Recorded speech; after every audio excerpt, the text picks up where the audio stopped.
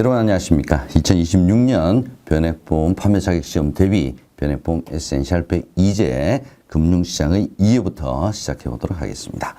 자, 첫 번째 에센셜은 금융시장의 기능입니다. 자, 금융기관의 개입 여부에 따라서 직접 금융과 간접 금융으로 구별을 한다. 자, 직접 금융에 대한 문제, 내용을 설명한 다음 이게 간접 금융에 대한 내용이냐라는 것을 물어보는 것이죠. 자, 직접 금융은 어떤 겁니까? 자금 수요자와 자금 공급자, 돈을 빌리려고 하는 사람과 빌려주려고 하는 사람을 우리가 자금 수요자, 공급자라고 이야기를 하죠. 금융시장을 통해서 직접 자신의 책임과 계산으로 자금을 거래하는 방식이다. 그래서 증권회사가 주로 이 직접 금융 업무를 담당하고 있습니다. 이에 반해서 간접 금융은 은행이죠. 예, 은행. 은행은 이제 뭐 예금하는 사람에게서 돈을 뭐 빌려오는 개념이죠. 그래서 자기의 책임, 은행의 책임으로, 예, 은행이 손실과 이익에 대한 책임을 다 지는 겁니다. 그래서 금융기관을 중심으로 자금의 융통이 이루어지는 방식이다. 이렇게 얘기를 합니다. 직접 금융과 간접 금융 구별을 좀 해주시고요.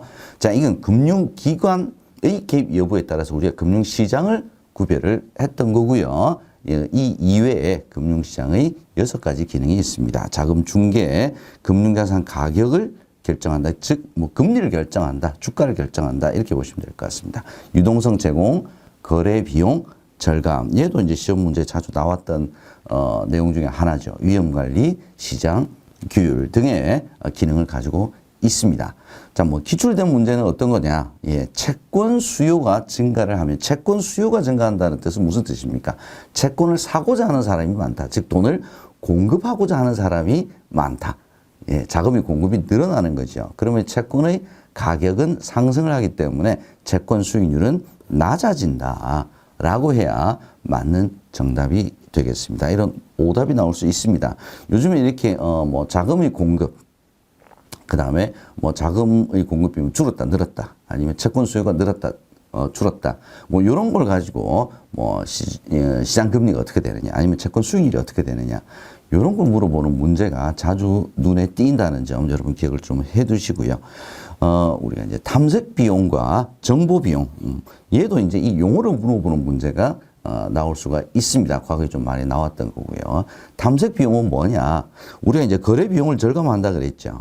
이 거래 비용의 대표적인 것을 우리가 탐색 비용, 정보 비용 두 가지를 얘기를 하는데요. 탐색 비용은 금융 거래 의사를 밝히고 거래 상대방을 찾는 데 소요되는 비용. 정보 비용은요, 금융자산의 투자 가치를 평가하기 위해서 필요한 정보를 얻는데 소요되는 비용이다. 이렇게 얘기를 합니다. 그러니까 탐색 비용은 좀 쉽게 말씀드리면 돈을 빌리려고 하는 사람은, 돈을 빌려주려고 하는 사람을 찾아야 되는 거죠. 예, 거기에 들어가는 비용이고요. 정보 비용은요, 상대방의 뭐 신용이 어떻다라든지, 그죠? 그러니까 거래 상대방이 과연 이제 어느 정도 능력을 가지고 있느냐, 이게 투자 가치를 평가하는 거죠. 거기에 필요한 정보를 얻는데 소요되는 비용을 얘기를 합니다. 자, 직접 금융, 간접 금융, 그 다음에 탐색 비용, 정보 비용, 금융자산의 가격 결정 정도 키워드로 알아두시면 좋겠습니다. 키워드 002번 보겠습니다. 이제 단기 금융시장, 장기 금융시장을 구별을 합니다. 자, 단기 금융시장을 우리가 자금시장이라고도 얘기를 하고요. 시험 문제도 자금시장, 뭐, 내지는 자본시장, 이렇게 표현이 될 수도 있습니다. 이 두 시장을 구별하는 가장 기본적인 기준은 뭐냐?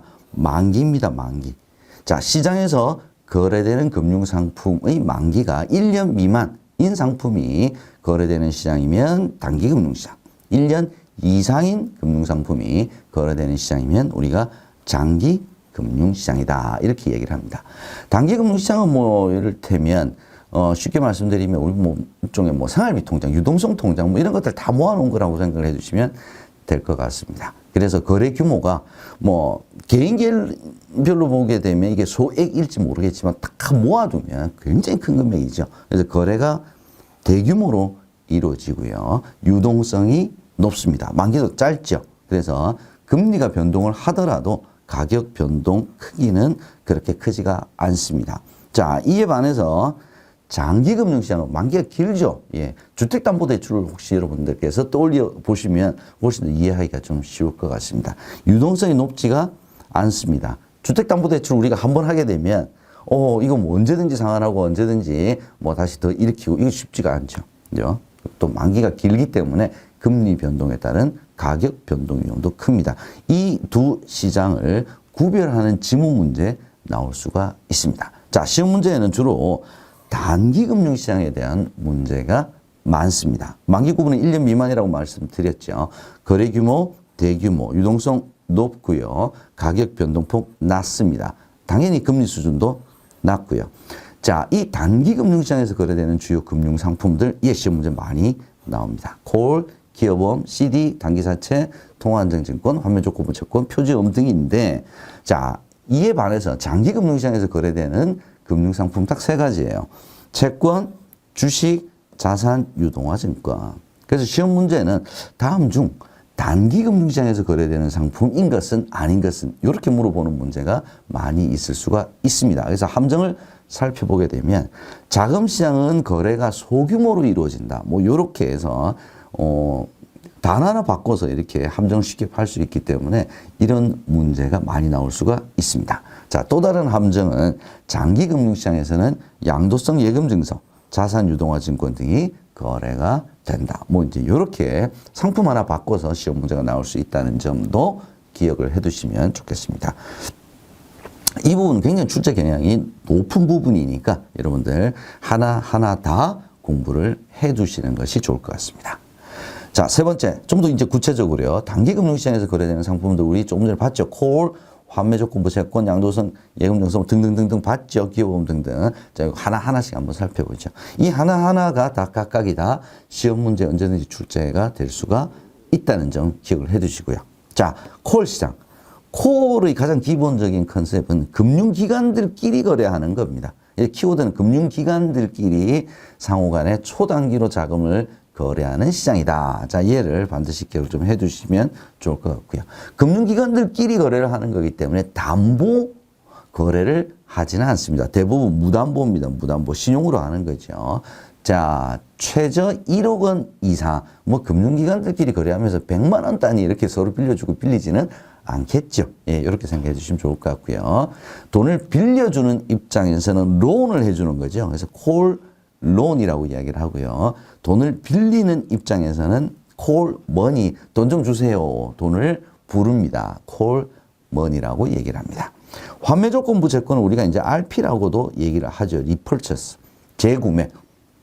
자, 일정한 기간 경과 후에 일정한 가격으로 동일 채권을 다시 매수, 매도할 것을 조건으로 채권이 거래되는 시장이다.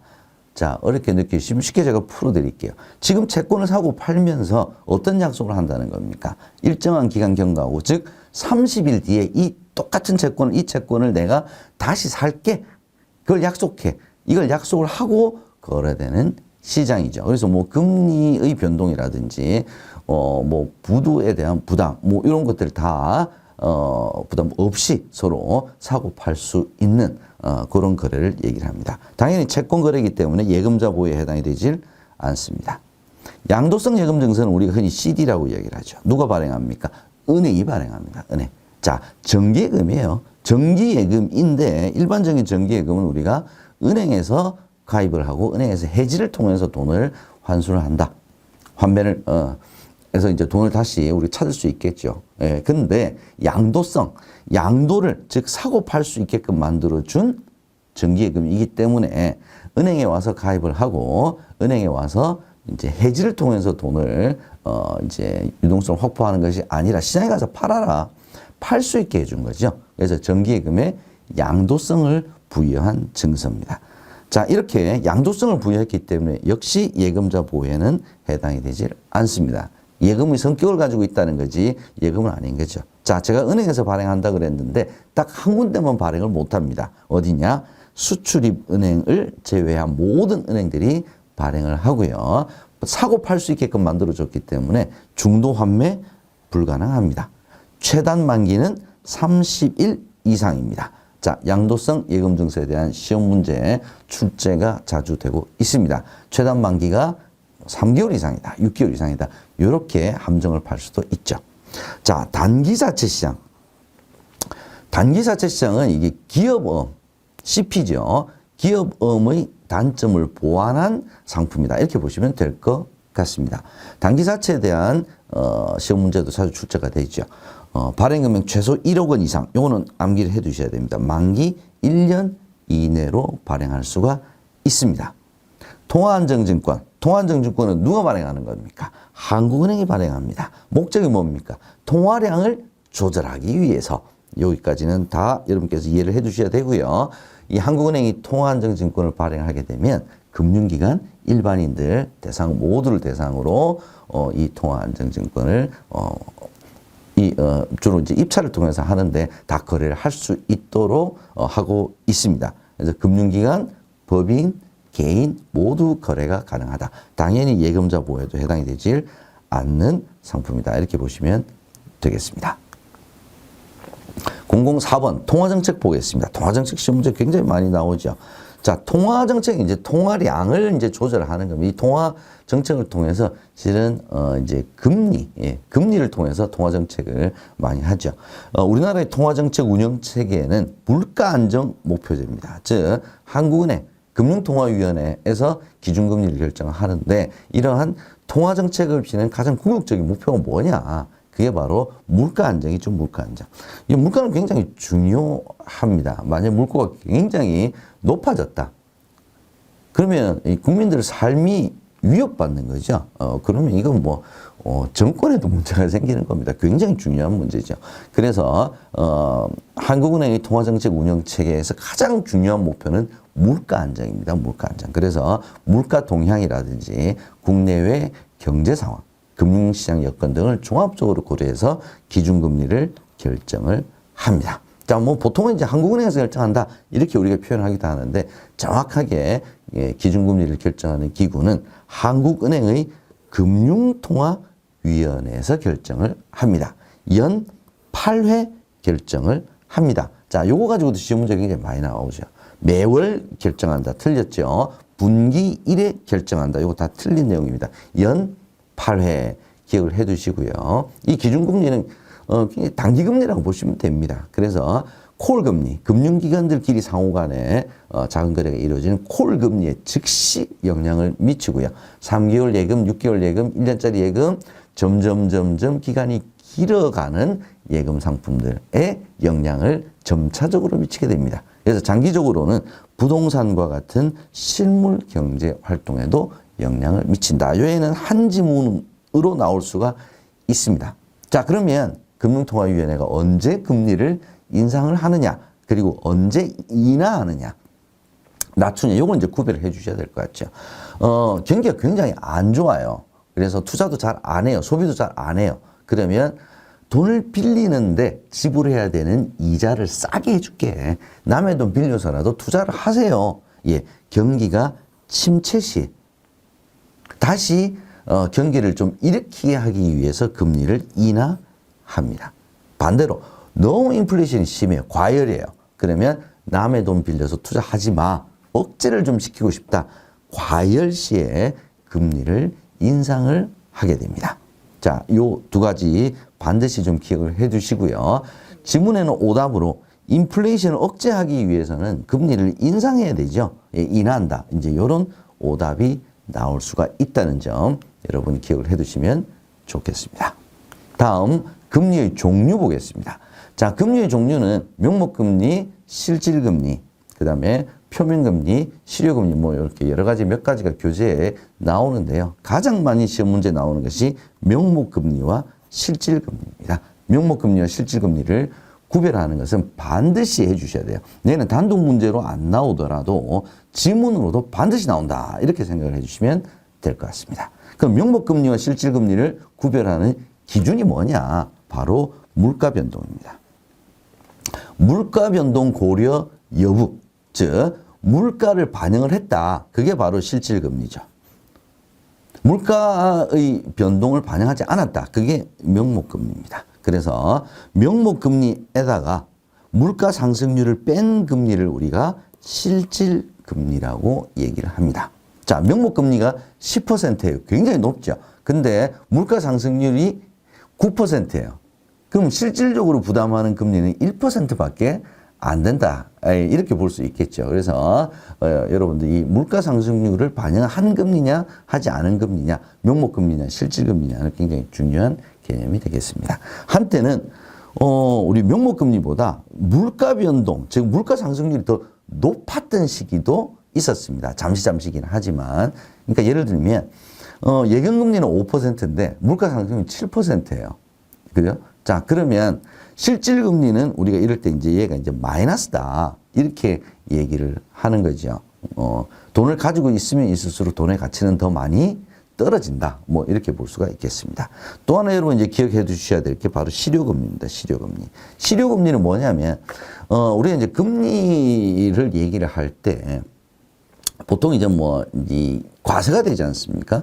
그러면 이 과세가 될 때도 몇 퍼센트 과세를 하느냐에 따라서 마지막 이제 그 자금을 운용하는 사람, 즉 이자를 받는 사람이 최종적으로 받는 금리는 조금씩 다를 수가 있습니다. 또 이자를 계산할 때 월 복리로 계산하느냐, 달리로 계산하느냐, 아니면 연복리로 계산하느냐에 따라서도 실질적으로 받을 수 있는 금액이 달라지겠죠. 그래서 A 상품이 있고 B 상품이 있는데 어떤 게 더 수익률이 좋지? 라고 비교를 할 때는 실질적으로 손에 쥐게 되는 금리, 바로 얘가 실효금리죠. 그래서 금융 상품의 금리 수준을 비교를 할 때는 반드시 실효금리를 통해서 해야 된다. 즉 표면금리가 동일하더라도 이자 계산 방법, 과세 방법 등에 따라서 실효금리가 달라지기 때문에 그렇다라는 점 이해를 해 두시면 좋겠습니다. 자, 이 부분에서 지금까지 오답으로 나올 수 있는 것이 뭐냐면 물가 변동 고려 여부에 따라서 표면금리와 실효금리로 구분이 된다. 자, 이렇게 오답 지문이 나올 수 있고요. 제일 이제 많이 나왔던 게 바로 요겁니다. 명목금리는 실질금리에서 물가 상승률을 차감한 것이다. 두 가지를 바꿔놨죠. 그죠?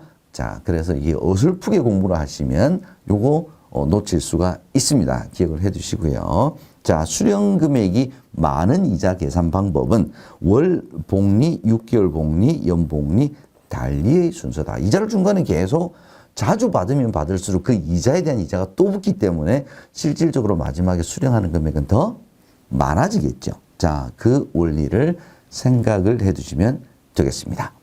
에센셜 6번. 금융투자업자의 고유 업무 보겠습니다.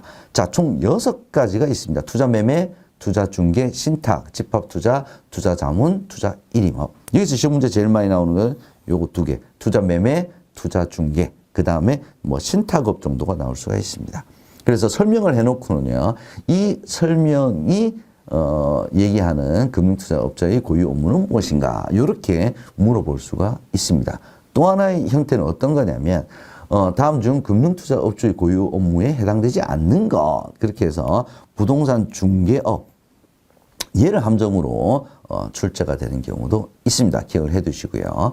투자매매업은요, 자기의 계산이 키워드입니다. 이건 무슨 뜻이냐면 자기 돈으로 자기가 매매한다고 보시면 되겠습니다. 그래서 자기의 계산이니까 손실과 이익에 대한 모든 위험 책임을 자기가 다 지는 거죠.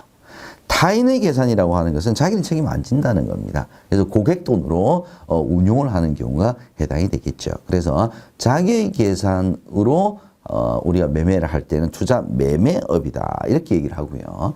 타인의 계산, 이 키워드일 경우에는 투자 중개만 할 뿐 자기는 책임 안 진다는 거죠. 신탁업은 위탁자 내지는 남의 자산을 관리하는 업무다. 이렇게 보시면 될 것 같습니다. 나머지 집합투자업은 펀드, 투자자문업은 자문, 일임업은 일임. 자, 이런 키워드가 있기 때문에 유사하죠. 그래서 요 3가지는 시험 문제 잘 안 나옵니다. 기억해 두시고요. 자본시장법의 4가지 기본 방향은 예전에는 많이 나왔었는데 최근에 이렇게 많이 나오지는 않습니다. 포괄주의 규율체제, 기능별 규율체제, 업무 범위 확대, 투자자 보호제도 선진화 등이 있는데 여기서 만약 시험 문제 나온다면 금융투자 업무 상호 간의 겸령을 금지하는 것이 아니라 허용하는 거죠. 허용을 해서 더 업무 범위를 넓혀줬다. 이렇게 생각하시면 될 것 같습니다. 제일 대표적인 것이 방카슈랑스, 그 다음에 펀드 판매. 예전에는 펀드 판매가 증권회사에서 했지만 지금은 은행에서도 하고 보험회사에서도 다 판매를 할 수가 있죠. 보험상품도 마찬가지로 보험회사에서만 판매할 수 있는 것이 아니라 은행에서도 증권회사에서도 다 판매할 수 있도록 서로 업무 영역을 확대시켜줬습니다. 이걸 우리가 겸용이 가능해졌다. 이렇게도 표현할 수가 있겠죠. 그래서 이제 7번 보겠습니다. 대표적인 수신상품 중에 실적 배당형 보겠습니다. 고정 확정 아니죠. 실적 배당형입니다. 대표적인 것이 금전신탁. 금전신탁은 이제 두 가지로 나눕니다. 불특정 금전신탁과 특정 금전신탁. 불특정 금전신탁은 투자자가 금전을 운용해 주세요라고 이제 금융기관에 맡길 때 특정, 운용 대상을 특정 지을 수 있으면 특정 금전신탁. 알아서 해주세요. 난 특정 안 지켜요. 불특정 금전신탁. 이렇게 보시면 될 것 같습니다. 자, 여기서 가장 큰 핵심은 뭐냐면 투자자가 돈을 맡긴 돈이죠. 그래서 금융기관은 자기의 계산으로 운용을 하는 고유 계정과 별도로 분리된 신탁 계정으로 운영을 해야 된다. 요게 핵심입니다. 요걸 여러분들께서 구별을 좀 해주시고요. 단기 실적 배당 상품은 크게 MMF와 CMA 두 가지, 즉 입출금이 자유로운 상품이다 이렇게 보시면 될 것 같습니다. 시험 문제는 MMD를 물어보는 문제가 많이 나옵니다. 보통 예금과 비슷한 성격을 가지고 있죠. 근데 시장 실세금리를 주는 겁니다. 시장 실세금리를 준다는 것은 고금리, 금리를 많이 준다는 거죠. 그래서 보통 예금처럼 자유로운 입출금, 결제 기능, 카드 결제 전부 다 되는 거죠. 다 됩니다. 그러면서도 고금리, 시장 실세금리를 받을 수 있는 상품이 MMDA다. 은행에서 판매하는, 취급하는 예금 상품. 이렇게 구별해 두시면 될 것 같습니다. 왜냐하면 CMA도 얘와 비슷한 성격을 가지고 있습니다. 그래서 CMA는 은행에서 판매하지는 않죠. 그래서 은행 상품이라고 하는 키워드를 MMDA와 연계시켜서 보시면 될 것 같습니다. 세 번째는 부동산 투자회사입니다. 투자자들로부터 돈을, 소액을 많이 모으면 큰 금액이 되겠죠. 이 돈을 가지고 부동산과 관련된 개발도 할 수 있고요. 아니면 부동산과 관련된 유가증권 등의 투자를 해서 난 수익을 다시 투자자에게 배분을 해주는 그런 상품이 부동산 투자회사. 내지는 우리가 리츠라고 얘기를 합니다. 이 부동산 투자회사 리츠 역시 실적 배당형 상품, 즉 원금의 손실이 가능한 실적 배당형 상품이다라는 점 기억을 해두시고요. 집합투자기구는 펀드 전체를 다 아울러서 얘기를 한다 이렇게 보시면 될 것 같습니다. 펀드 유형에는 투자 신탁, 투자회사, 뮤추얼펀드죠. 투자회사는 일반적인 우리가 말하는 펀드를 생각하시면 될 것 같습니다. 상장지수 집합투자기구 ETF죠. ETF는 좀 쉽게 설명드리면 인덱스 펀드, 즉 코스피 200 종합주가지수를 따라갈 수 있도록, 우리 교재에서 이제 추종한다 이런 표현을 쓰고 있죠. 따라갈 수 있도록 종합주가지수와 똑같은 수익률을 낼 수 있도록 만든 그런 펀드. 그게 바로 인덱스 펀드죠. 근데 인덱스 펀드는 펀드다 보니까 가입을 할 때, 환매할 때 며칠씩 걸리죠. 자, 이걸 주식과 같이 자유롭게 거래할 수 있도록 만든 펀드. 이걸 바로 우리가 ETF다. 이렇게 얘기를 합니다. 주식처럼 만들어줬으니까 사고팔고 하루에도 몇 번씩 할 수 있기 때문에 유동성, 황금성, 거래의 편리성, 자, 이런 것들이 인덱스 펀드보다는 훨씬 더 개선이 된 그런 집합투자기구다. 이렇게 보시면 될 것 같습니다. ETF를 물어보는 문제 내지는 인덱스 펀드를 물어보는 문제는 출제가 꽤 될 수가 있습니다. 이 점 여러분께서 유의해서 봐주시면 좋겠습니다. 8번 보겠습니다. 자, 우리 집합투자기구 중에 투자신탁, 수익증권, 투자회사, 뮤추얼펀드, 크게 이제 두 가지를 우리가 구별할 수가 있죠. 이 두 가지를 구별하는 내용부터 한번 보겠습니다. 일단 기본적으로 집합투자기구라고 하면 다수의 투자자로부터 자금을 모아서 주식, 채권 같은 유가증권에 투자를 하고 발생한 수익을 투자자들의 투자 비율, 즉 투자 금액에 비례해서 나누어주는 상품입니다.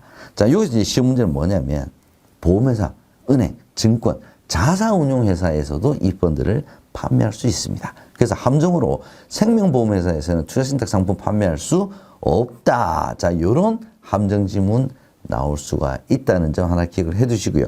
시험 문제에는 투자 신탁과 투자 회사, 즉 수익증권과 뮤추얼펀드를 비교하는 문제가 자주는 안 나오는데 한 번씩 나올 수가 있습니다. 투자 신탁은 일단 설립 형태는 신탁계약이에요. 신탁계약. 투자 회사는 말 그대로 법인입니다. 법인을 하나 만드는 거예요. 주식회사를 아예 설립을 하는 겁니다. 그래서 투자자가 이게 투자를 하게 되면 투자 신탁에 투자를 하게 되면 수익증권을 받습니다. 그래서 수익자다라고 우리가 얘기를 하고요. 뮤추얼펀드, 즉 투자회사에 투자를 하게 되면 법인을 만드는데 내가 주주로서 참여한 거예요. 그래서 주식을 받고 주주가 된다. 자, 요걸 반드시 구별을 좀 해두시면 좋겠습니다. 코픽스 보겠습니다. 코픽스는 대출과 여러분들 관련을 지으시면 되겠습니다. 자, 우리가 주로 이제 주택담보대출을 받을 때 코픽스 플러스 몇 %, 이렇게 주로 이제 많이 하죠. 자, 예금은행의 자금 조달 금융상품. 뭐, 정기예금도 있고, 뭐, CD도 있고, 표정도 여러 가지 있겠죠. 그러니까 자금을 조달을 해야 이 돈으로 대출을 하는 거니까요. 그래서 뭐, 좀 쉽게 해보시게 되면, 은행 니네들이 대출을 하는데, 이 대출할 자금 조달을 몇 % 했니? 플러스 알파 해서 대출 금리를 정해. 이제 이렇게 정해준 거죠. 그래서 자금 조달 금융 상품의 가중 평균 금리를 반영해서 산출된 지수를 우리가 코픽스 지수라고 얘기를 합니다. 그래서 주택담보대출의 기준금리로 사용이 되고 있다. 은행연합회에서 산출을 합니다. 예, 뭐 감독원, 금융위원회 이런 데서 하는 거 아닙니다. 자, 예전에 시험 문제에 나왔던 것 중에 하나는 어떤 거냐면 예금은행의 자금 조달 금융 상품 중에 후순위채와 전환사채가 포함이 되냐 안 되냐? 안 됩니다. 후순위채와 전환사채는 이 금리를 산정하는 코픽 금리를 산정하는 금융 상품, 즉 자금 조달 금융 상품에 해당이 되지 않는다. 그 다음에 은행연합회에서 산출하냐, 어디서 산출하냐, 요거 물어보는 문제가 나왔던 적이 있다는 점 기억을 해주시면 좋겠습니다. 9번 보겠습니다. 기업공개 상장, 이제 주식으로 넘어갑니다. 자, 기업공개라고 하는 개념 중요하죠. 상장이라고 하는 개념 굉장히 중요합니다. 먼저 개념부터 한번 살펴보죠. 기업공개라고 하는 것은 본격적인 주식회사의 체제를 갖추는 것이라고 얘기를 합니다. 보통 이제 기업이 처음에 만들어지게 되면 뭐 친구들끼리 아니면 뭐 가족회사 뭐 이런 식으로 해서 이제 많이 움직이죠. 그러다가 굉장히 성장을 해서 기업이 정말 투자도 많이 해야 되고 하니까 이게 이제 돈도 좀 많이 필요하는 이제 그런 시점이 오게 됩니다. 그럼 이제 투자자들로부터 투자를 받아야 되는데 여러분들 같으면 가족들끼리 하는 회사, 친구들끼리 하는 회사에 투자 잘 안 하겠죠. 그러면 이 회사의 내용을 투명하게 알 수 있어야 투자자들이 투자를 할 건지를 판단을 하지 않겠습니까? 자, 그래서 본격적으로 주식회사의 체계, 즉 주식회사의 내용을 투명하게 공개를 하는 거다. 이렇게 보시면 될 것 같습니다. 기업 공개.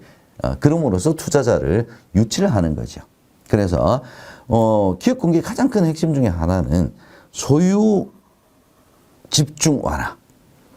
가족 단위 회사일 경우에는 우리 이제 특수관계인이라고 얘기를 하는데 가족들끼리 주식을 다 가지고 있으면 자기네들 마음대로 할 수 있겠죠, 그죠? 그래서 소액 투자자들, 다수의 많은 소액 투자자들이 주주로 참여함으로써 견제를 할 수 있는 거죠.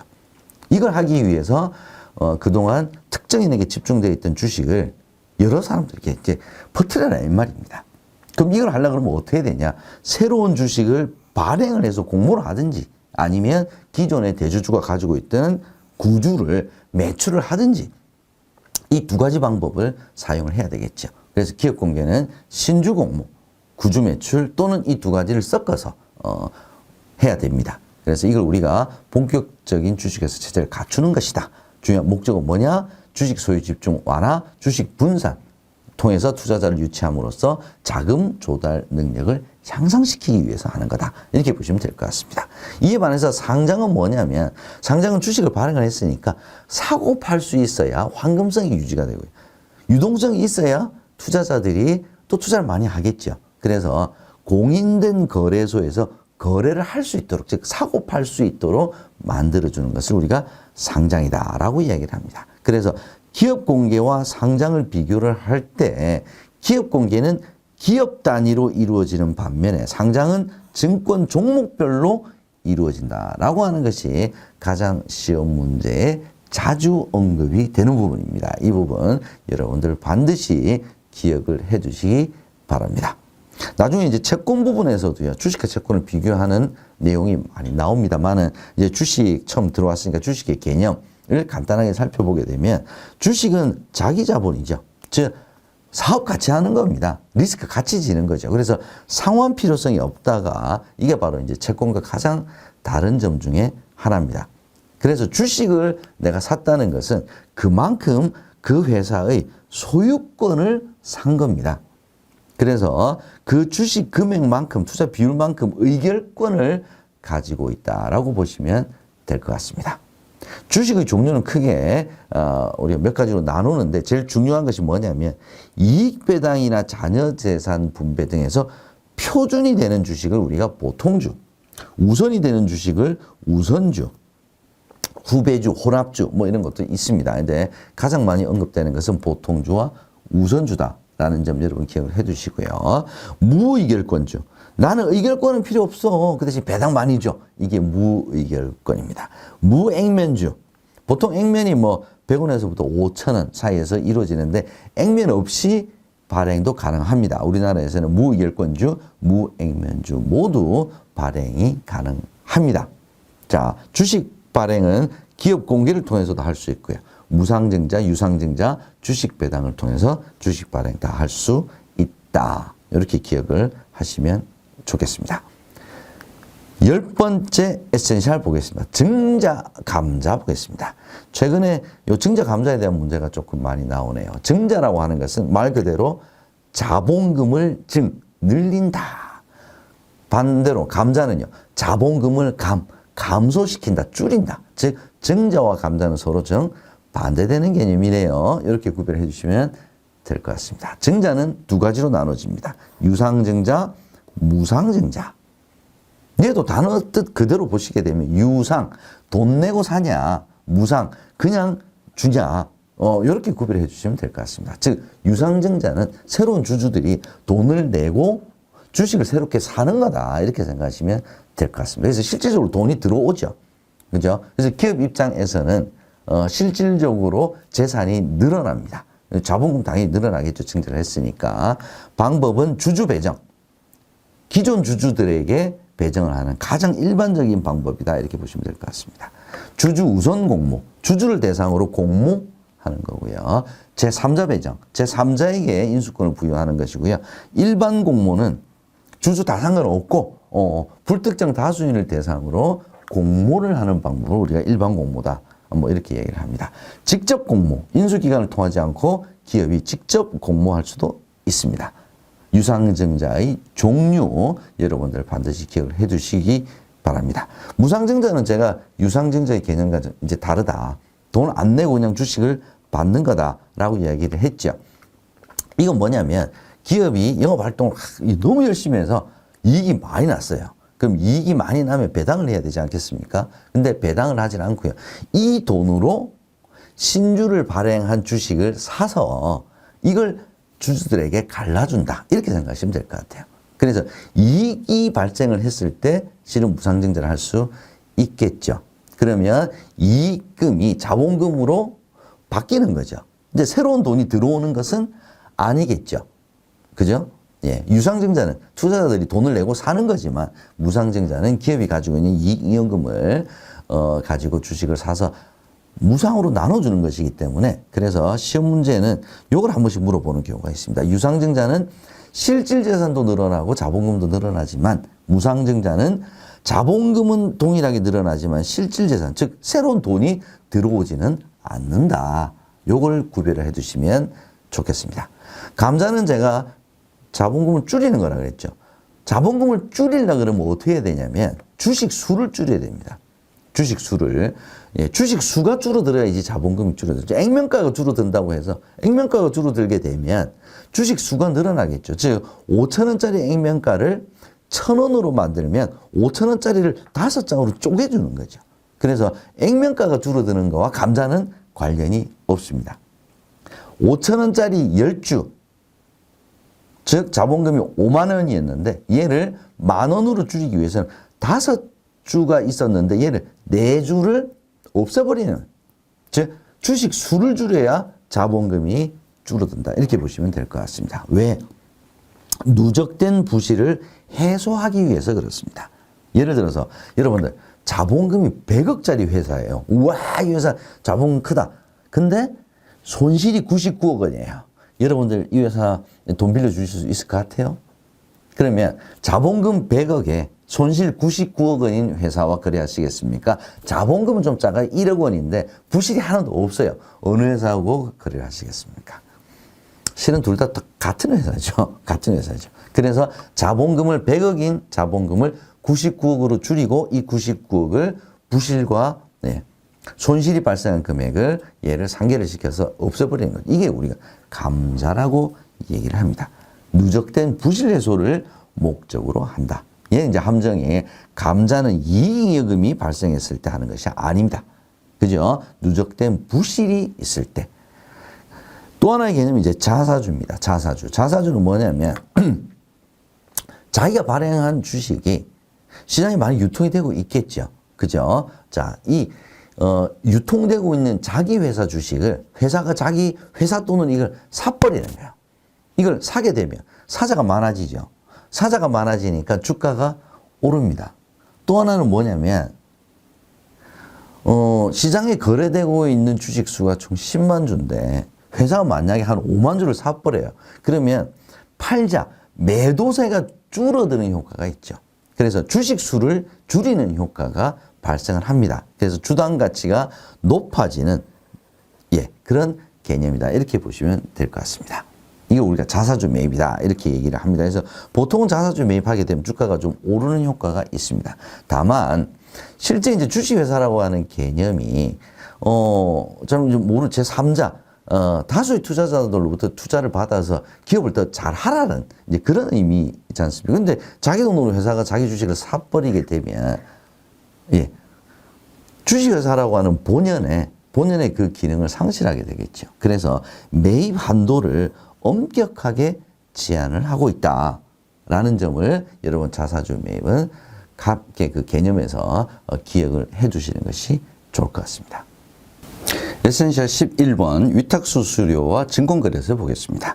위탁수수료는 증권회사가 받는 수수료죠. 그래서 매수 시에 모두 받게 되고요. 이 요율은 금융투자업자가 자율적으로 결정을 합니다. 증권거래소에는 말 그대로 세금입니다. 세금, 매매에 따른 세금이고요. 매도자에게만 부과를 한다라고 하는 것이 위탁수수료와는 다릅니다. 이 증권거래 세율 여러분 꼭 알아두셔야 될 것 같습니다. 유가증권시장, 코스닥시장 모두 0.2%입니다. 0.2% 반드시 기억을 해 두시고요. 자, 주식의 결제 방식은 매매 계약을 체결한 날로부터 3영업일째 결제가 됩니다. 채권은 당일 또는 이길 결제까지 가능하죠. 위탁증거금 보겠습니다. 위탁증거금은 고객의 주문이 진실하다는 증표, 즉 주식의 거래의 결제 방식이 3영업일 결제라고 말씀드렸죠. 그래서 주식을 산 날로부터 3일째 되는 날, 즉 월요일 날 사면 월, 화, 수요일까지 결제가 되기 때문에 그 사이 주가가 떨어지게 되면 산 사람이 돈을 안 낼 수도 있죠. 그래서 일정 금액 이상을 증거금 형태로 계좌에 있어야 매수가 가능합니다. 이걸 우리가 위탁증거금이라고 얘기를 하고요. 금전 또는 유가증권으로 징수가 가능합니다. 상한가 하한가 얘기하는 가격 제한폭은 전일 종가 대비 30% 기억을 해 주시고요. 한국거래소 정규시장의 매매 거래 시간은 09시부터 15시 30분까지입니다. 자, 요거 가지고 오답지문 나올 수 있으니까 기억을 해 두시면 좋겠습니다. 에센셜 12번 매매거래 중단제도 프로그램 매매 호가 효력 일시 정지제도 보겠습니다. 에센셜 12번 보겠습니다. 매매거래 중단제도 얘기하는 거네요. 우리가 흔히 서킷 브레이크다 이렇게 얘기를 합니다. 여기서 반드시 암기를 해 두셔야 될 것은 815, 201, 201입니다. 즉 코스피 지수가 전일 종가 대비 8, 15, 20% 단계적으로 이상 하락하게 되면 1분간 815, 201, 20분간 매매 거래 중단하고요. 단계별로 1일 1회에서 815, 201, 201 얘를 기억을 해 두시기 바랍니다. 장 종료 40분 전 이후에는 중단하지 않습니다. 프로그램 매매 호가 효력 일시 정지제도, 사이드카라고 얘기를 하는데요. 자, 5일 숫자를 암기를 해 두셔야 될 것 같습니다. 선물 가격이 5% 등락입니다. 하락이 아니에요. 등락. 너무 급등하거나 급락 둘 다 해당이 됩니다.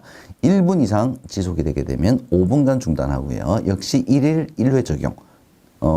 사이드카도 장 종료 40분 전 이후에는 중단하지 않습니다. 특정 종목의 매매 거래 역시 중단이 가능하다는 점 여러분 기억을 해 두셔야 될 것 같습니다. 에센셜 13번 공시제도 보겠습니다. 공시제도는 뭐 크게 세 가지 우리가 이야기합니다. 상법상 공시, 주주를 대상으로, 자본시장법상 발행공시와 유통시장 공시가 있습니다. 뭐 발행공시는 처음에 이제 증권을 발행할 때 필요한 것들, 증권거래, 증권신고서 뭐 이런 것들을 이야기하는 거고요. 유통시장 공시는 이제 유통이 되면, 즉 매매가 이제 가능한 상태에서 그 기업의 내용들을 다 얘기하는 겁니다. 그래서 정기공시, 수시공시, 주요사항 보고서, 기타 공시 등이 있습니다. 이거는 그냥 종류가 있다는 것 정도만 알아두시면 될 것 같고요. 우리나라 주가지수는 시가총액 방식으로 산정을 합니다. 다우존스하고요, 니케이 지수는 주가 평균 방식이다. 요것만 구별을 좀 해두시면 좋을 것 같습니다. 관리 종목 지정 사유. 자, 여기 이제 시험 문제 한 번씩 나올 수 있죠. 자, 어떤 경우냐? 최종 부도, 은행 거래 정지, 회사 정리 절차 개시, 심각한 자본 잠식, 사업 보고서 미제출. 자, 이런 사유가 해당이 되었을 때는 관리 종목으로 지정을 하게 됩니다.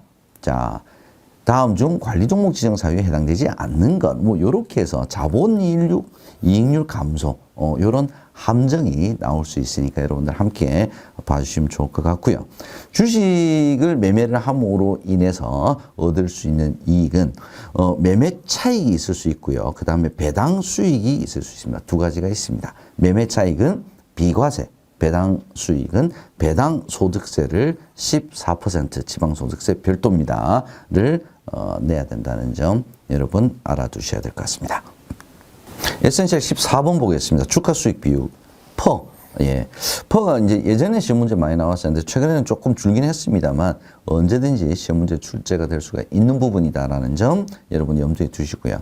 퍼는 주식의 이제 현금 창출 능력과 현재 가격을 비교하는 잣대다라고 우리가 설명하고 있습니다. 즉 주식의 현금 창출 능력이 높으면 현재 가격도 높아야 되잖아요.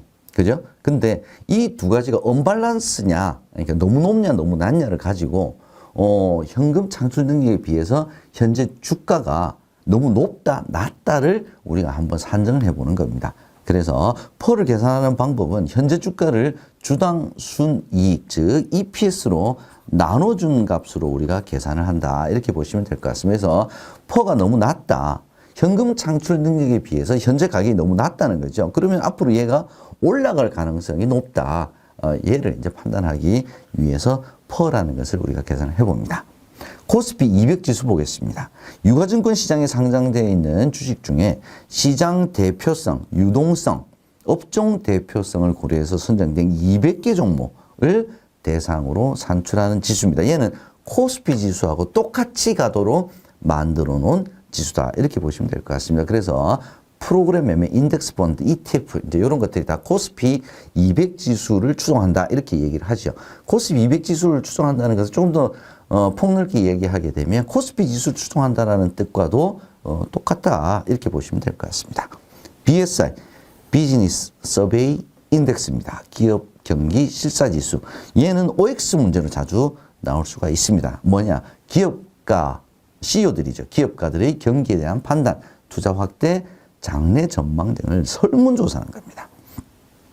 설문조사하는 거죠. 사장님들한테, 기업가들한테 앞으로 경기가 좋아질 것 같습니까? 나빠질 것 같습니까? 이렇게 해서 경기가 좋아질 것 같다라고 답을 한 기업가들이 많으면 향후에 경기가 더 좋아질 것으로 판단을 하겠다 이런 겁니다. 그래서 숫자 기준 숫자를 100으로 보는 거죠. 그래서 100 이상이면 기업가들이 앞으로 경기가 더 좋아질 것이다라고 판단하는 분들이 더 많다. 이렇게 우리가 이제 생각을 한다 이거죠. 경기 선행지수 보겠습니다. 경기 선행지수는 뭐냐면 경기를 선행을 해서 즉 이러한 지수들이 움직이게 되면 앞으로 경기가 좋아질 것으로 판단을 할 수 있는 경기를 선행하는 경기를 뒤에 따라가는 지수를 우리가 경기 후행지수라고 얘기를 합니다. 한 번씩 시험 문제에 나옵니다. 경기 선행지수에 해당되지 않는 지수는 뭐냐? 생산자 제품 재고지수입니다. 자, 재고는 그냥 이렇게 생각하시면 될 것 같아요. 이걸 다 외우시긴 쉽지 않으니까. 재고는 뭐냐? 자, 기업이 생산을 합니다. 투자를 해서 공장을 지어서 물건을 만들어서 쌓아놨는데 안 팔렸어요. 이게 뭐냐? 경기가 안 좋아졌으니까 쌓이는 거죠. 그래서 재고가 높다라고 하는 것은 얘는 대표적인 경기 후행 지수에 해당이 된다. 이렇게 보시면 되겠습니다. 에센셜 15번 주식시장의 상승 신호, 주식 시세표 이해 보겠습니다. 주식시장의 5가지 상승 신호. 얘는 그냥 눈으로 여러분께서 이해를 해주셔도 될 것 같아요. 고객 예탁금 증가, 외국인 매수 증가, 우리나라 수출 증가, 경기 선행 지수의 상승, 기업 경기 실사 지수의 상승. 자, 이런 것들이 앞으로 향후 주식 시장이 좋아지겠다, 주가가 오르겠다, 라고 하는 신호로 여겨진다. 이런 것이요. 주식 시세표는 종목, 종가, 전일 대비 거래량, 시가, 고가, 저가. 얘는 그냥 표에 나와 있는 것 그 자체를 여러분께서 이해를 해주시면 될 것 같아요. 종가는 이제 당일 종가죠. 당일 얼마에 끝났니? 그러면 전일 대비 올랐니? 떨어졌니? 거래량은 얼마니? 처음 시작한 시가는 얼마니? 당일 중에 제일 높았던 가격이 얼마니? 당일 중에 가장 낮았던 가격은 얼마니? 이걸 이야기하는 겁니다. 그래서 금일 종가, 전일 종가 계산하는 문제 나올 수 있고요. 자, 거래량은 이제 단위가 중요합니다. 단위가 10주 단위죠. 그래서 거래량이 183주가 아니죠. 곱하기 10을 해줘서 1830주가 그날의 거래량이다라는 거. 얘가 시험 문제에 한 번씩 나올 수가 있고요. 오답으로는 전일 종가는 금일 저가보다 높다. 금일 시가는 전일 종가보다 낮다. 거래량은 18,300주다. 이렇게 해서 간단하게 계산할 수 있죠. 그죠? 이렇게 계산을 할 수 있도록 하는 시험 문제가 출제가 되고 있습니다. 에센셜 16번 채권으로 넘어가 보겠습니다. 채권은 이제 주식과는 달리 주식은 기업의 소유권을 사는 거죠. 그죠? 채권은 돈을 빌려주는 겁니다. 그죠? 그래서 돈을 아무나 이렇게 막 빌리면 안 되겠죠. 그죠? 그래서 발행 주체는 법률로 정해져 있습니다. 유가증권이니까 유가증권을 발행할 수 아무나 발행하게 하면 안 되겠죠. 법률로 정해져 있습니다. 채권을 만기까지 보유하게 되면 이자를 받죠. 그죠? 만기까지 보유할 수도 있고요. 만기 이전에 채권 시장에서 자유롭게 팔아서 현금화 시킬 수도 있습니다. 국가가 발행하면 국채죠.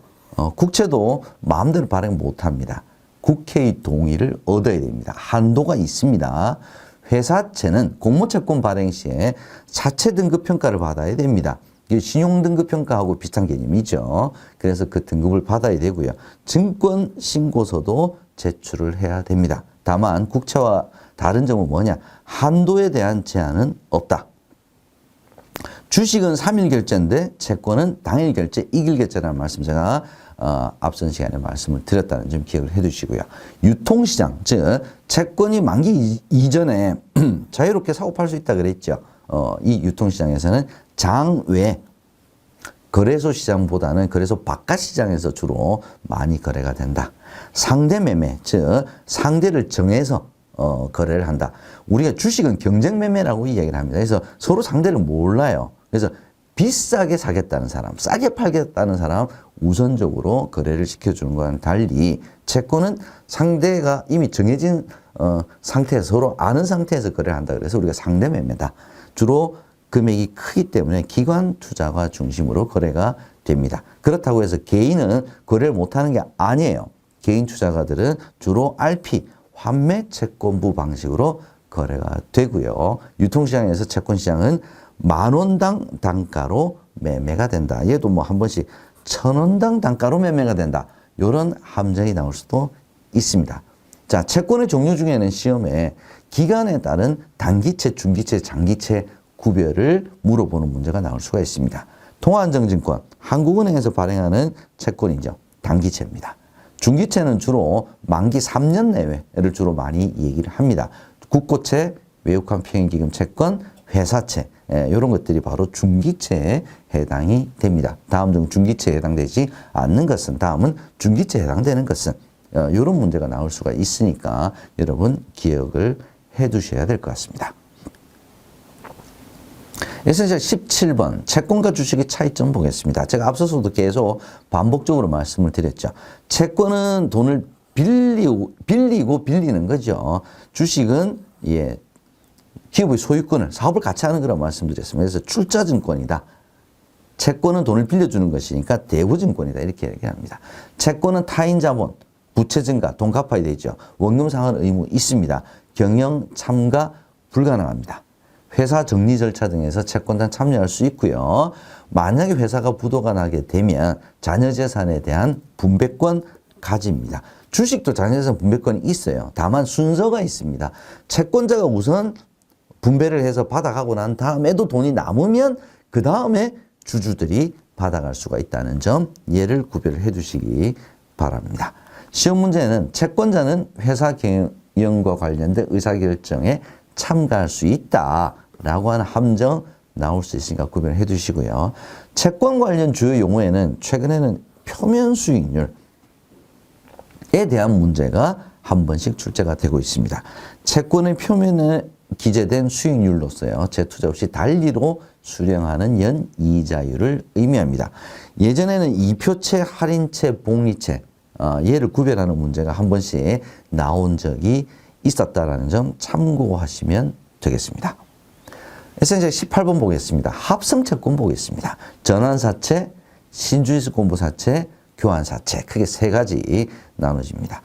기본적인 컨셉은 뭐냐면요. 채권은 채권인데 주식의 성격을 같이 가지고 있다. 그래서 우리가 합성채권이라고 얘기를 합니다. 자, 채권은 투자를 하게 되면 이자 받죠. 원금도 나중에 받을 수가 있죠. 자, 이걸로 끝입니다. 근데 여기서 주식의 성격을 가지고 있다는 건 뭐냐면 전환사채는 처음에 발행한 채권으로 했는데요. 나 바꿔줘 라고 청구를 할 수 있습니다. 뭘로 바꿔줘? 발행회사의 주식으로. 처음에 채권으로 샀지만 발행회사가 주가 막 올라. 그러면 나 주식으로 바꿔줘. 이렇게 할 수 있다는 겁니다. 그 다음에 신주인수권부는 사채는요. 처음에 발행 채권으로 했어요. 근데 다음에 발행회사가 만약에 주식을 발행을 하게 되면 나는 얼마에 살 수 있게끔 해줄게. 채권자에게. 이런 조건을 미리 붙여서 발행되는 채권을 우리가 신주인수권부 사채라고 얘기를 합니다. 그래서 채권을 처음에 살 때 주식 인수 가격이 미리 정해져 있기 때문에 성장성이 굉장히 높은 기업이라면 지금은 싸게 주식 가격을 이미 정해놓고 오르고 나면 그때 가서 인수를 할 건지 안 할 건지 결정하면 되니까 굉장히 좋은 조건을 가지고 있는 거죠. 교환사채는 뭐냐? 역시 채권으로 발행이 되는데 바꿔줘. 뭘로 바꿔줘? 발행회사가 소유하고 있는 다른 유가증권으로 바꿔달라고 청구를 할 수 있는 채권이라는 뜻입니다. 자, 전환사채와의 차이는 뭐냐? 발행회사가 자기 회사 주식 아니면 발행회사가 가지고 있는 다른 유가증권 이제 교환하는 이제 바꿔주는 주체가 약간 이제 다른 거죠. 얘를 기억을 해주시면 될 것 같습니다. 전환사채하고 교환사채는요, 전환권, 교환권을 청구를 하게 되면 채권자의 지위는 상실하게 된다라고 하는 공통점을 가지고 있습니다. 근데 신주인수권부 사채는 채권은 채권대로 남아 있고요. 신주인수권은 신주인수권대로 별도로 있기 때문에 지위는 존속이 됩니다. 전환사채와 교환사채는 채권은 없어지고 발행회사의 주식, 발행회사가 소유한 유가증권으로 바뀌는 거기 때문에 추가 자금은 불필요해요. 근데 신주인수권부 사채는 주식을 새로 사는 거죠. 살 수 있는 권리니까 추가적인 자금이 들어간다라고 하는 차이점이 있습니다. 그래서 제가 조금 전에 말씀드린 것 같이 신주인수권부 사채 BW는 채권과 별도로 신주인수권만 거래가 가능합니다. 이런 조건들을 붙여줬으니까 유리한 거죠. 그래서 발행금리가 함께 발행되는 것이 일상적이다. 이렇게 보시면 될 것 같습니다. 에센셜 19번으로 넘어가 보도록 하겠습니다. 채권 수익률 보겠습니다. 최근에 이 채권 수익률 물어보는 문제가 좀 자주 보이네요. 발행 수익률, 유통 수익률, 만기 수익률, 실효 수익률이 있는데 시험 문제 유통 수익률이 제일 많이 나와요. 대표 수익률이라고 이야기를 합니다. 유통시장에서 형성되는 수익률이다. 이렇게 얘기를 하고요. 두 번째로 이제 많이 나오는 게 만기 수익률입니다. 만기까지 채권을 보유할 경우에 중간에 계속 이자를 받게 되겠죠. 얻을 수 있는 이러한 모든 이자가 투자 원금 대비 얼마냐를 계산한 것이 만기 수익률이죠. 그래서 유통 수익률, 만기 수익률, 실효 수익률을 서로 비교를 해서 구별을 하실 정도. 계산하는 문제는 안 나옵니다. 구별해 주시고요. 채권 수익률 결정 요인 보겠습니다. 시중 자금이 풍부합니다. 무슨 뜻입니까? 돈을 빌려주려고 하는 사람이 많다라는 거죠. 그럼 당연히 이자율은 하락하고요. 채권 수익률도 하락을 합니다. 채권 가격은 상승합니다. 자, 여기서 이제 중요한 게 뭐냐면 채권의 가격과 유통 수익률은 서로 반비례합니다. 즉 금리가 떨어졌다라고 하는 것은 뭐냐? 금리가 떨어졌다라고 하는 것은 돈을 빌려주려고 하는 사람이 많다라는 거죠. 채권을 서로 살려고 하는 거예요. 그죠? 채권을 서로 살려고 한다라는 뜻이 돈이 많이 공급이 된다는 거죠. 그래서 채권 자체의 가치는 올라간다. 즉 금리가 떨어졌다, 채권 가격은 상승했다. 서로 반비례 개념이다라는 점 여러분 기억을 해 주시고요. 잔존 만기가 길수록 리스크가 커지는 거죠. 채무 불이행 위험이 높을수록 리스크가 커지는 거죠. 유동성이 낮을수록 한 번 사면 못 팔아. 그럼 금리 더 받아야 되죠. 채권 수익률은 상승합니다. 표면금리가 낮아요. 만기가 길어요. 자, 표면금리가 낮다는 건 뭡니까? 표면금리가 1%예요. 1%인데 0.5%가 떨어졌다. 이 가격의 절반이 떨어진 거잖아요. 그죠? 만기가 길어요. 만기가 만약에 100년짜리라고 가정 한번 해봅시다. 0.1%만 변화해도 전체 100년 동안의 가치가 돼 있는 이 채권의 가격에는 굉장히 큰 영향을 미치죠. 그래서 금리가 낮을수록, 만기가 길수록 유통수익률 변동에 따른 채권 가격 변동폭은 커진다. 얘가 괄호 넣기 문제로도 자주 출제가 되고 있습니다. 여러분 유의해 주셔야 될 내용입니다.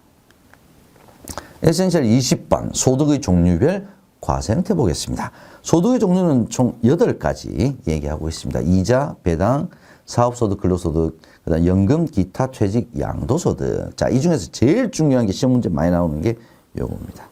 퇴직소득과 양도소득은 분류과세합니다. 분류과세. 기본적으로 소득세는 종합과세가 기본적인 원칙이에요. 특정한 어떤 조건이 있었을 때 분리과세가 가능하다라는 점 알아두시고요. 이자 배당 소득을 우리가 금융소득이라고 이야기하는데 금융소득은 유형별 포괄주의, 개인소득은 열거주의 과세, 그 다음에 퇴직소득과 양도소득은 분류과세. 얘를 구별을 해 주셔야 될 것 같습니다. 자, 종합과세가 제가 원칙이라고 말씀드렸는데 요건 충족 시에 분리과세 가능하다 그랬죠. 크게 3가지만 말씀드리겠습니다. 금융소득이 2천만 원 이하일 경우에는 14% 분리과세로 끝. 2천만 원 이상이면 종합과세. 연금소득 1,500만 원을 기준으로 해서 1,500만 원 이하일 경우에는 3에서 5% 조율 분리과세. 그죠? 1,500만 원이 넘어가게 되면 종합과세와 15% 분리과세 둘 중에 하나를 선택 가능. 기타 소득은 300만 원 이하일 경우에 분리과세로 종료가 된다. 요걸 구별을 해주시면 될 것 같습니다. 에센셜 21번 분류과세 제가 제일 많이 나온다 그랬죠. 분류과세는 어떤 소득하고 어떤 소득이었습니까? 퇴직소득과 양도소득입니다. 왜 얘를 분류과세를 하느냐? 퇴직소득 기업에 30년 근무를 했어요. 부동산을 30년 가지고 있었어요. 근데 퇴직소득은 이 30년 동안 원인에 의해서 발생한 소득이 그 해에 발생하죠. 부동산 30년을 가지고 있었으면 올랐으면 30년 동안 올랐을 거 아니에요. 근데 그 해에 다 종합과세를 해버리게 되면 30년 동안 원인이 걸쳐 있었는데 그 한 해 소득으로 다 과세하게 되면 얘는 좀 불합리하다. 그래서 별도로 분류과세를 하게 됩니다. 자, 이 부분 반드시 기억을 해 두시면 좋겠습니다. 에센셜 22번 보겠습니다. 소득세, 법인세, 상속세와 증여세 세율을 보겠습니다. 자, 개인소득세는 6에서 45%로 구별이 되어 있습니다. 8단계죠. 법인세는 10%에서 25% 사이에 4단계로 나누어집니다. 자, 법인세가 올해 변동이 좀 있었죠. 그래서 10%에서부터 25% 사이다라는 점 기억을 해 두시고요. 상속증여세는 10, 20, 30, 40, 50으로 올라갑니다. 그래서 10%에서부터 50% 사이에 5단계 얘를 기억을 해 주시기 바랍니다. 자, 종합소득세는 열거주의, 금융소득, 이자 배당소득이죠. 유형별 포괄주의. 법인세는 순자산 증가설, 증여 상속세는 완전 포괄주의로 과세를 한다라는 점도 여러분 시험 문제 출제될 수 있다는 점 알아두시기 바랍니다. 자, 법인세 순자산 증가설을 시험 문제는 자, 법인을 수익자로 해서 저축성보험에 가입하는 일반적으로 저축성보험에 가입해서 일정 요건을 충족을 하게 되면 보험차익 비과세 해주죠. 그죠? 근데 법인은 비과세 안 해준단 말입니다. 왜? 자산이 증가했다. 어떤 원인으로 인하든 자산이 증가했다. 법인의 소득이, 법인의 자산이 증가했다면 그건 법인세로 과세하겠다. 이게 바로 순자산 증가설에 해당이 되겠습니다. 자, 이 부분에서 함정은요. 법인세 가지고 함정 나올 수 있습니다. 법인세 최고 세율은 22%가 아니죠. 25%가 맞습니다. 에센셜 23번 금융소득과 세금 보겠습니다. 금융소득 종합과세가 바로 이 금융소득에 해당되는 거죠. 자, 개인별, 부부별 아닙니다. 부부 합산 아닙니다. 개인별 연간 금융소득의 합계. 금융소득 중에서 비과세, 분리과세는 이미 끝난 겁니다. 그래서 얘를 제외해야 돼요. 합산한 이름 다 틀린 거예요. 금융소득이 2천만 원을 초과하는 경우에는 금융소득 전체가 종합과세 대상이 해당이 됩니다. 그래서 종합과세 방식과 분리과세 방식으로 계산한 금액 중에 큰 거, 그 중에 큰 거를 금액을 기준으로 해서 과세를 한다. 그래서 2천만 원 기준이라는 점 알아두시고요. 2천만 원 이하일 때는 14%, 2천만 원 이상이 되게 되면 다른 소득과 합산을 해서 종합과세한다. 얘가 핵심이 되겠습니다. 자, 이 부분에서의 함정은 비과세 및 분리과세 소득을 제외한 금융소득이 2천만 원 이하인 경우에 몇 퍼센트 원천 징수한다고요? 14% 한다 그랬잖아요. 그죠? 14%라고 해야 맞습니다. 6%는 개인 소득세 1,400만 원 이하일 경우에 적용하는 소득세율 6%. 아마 그걸 가지고 함정을 파는 것 같습니다.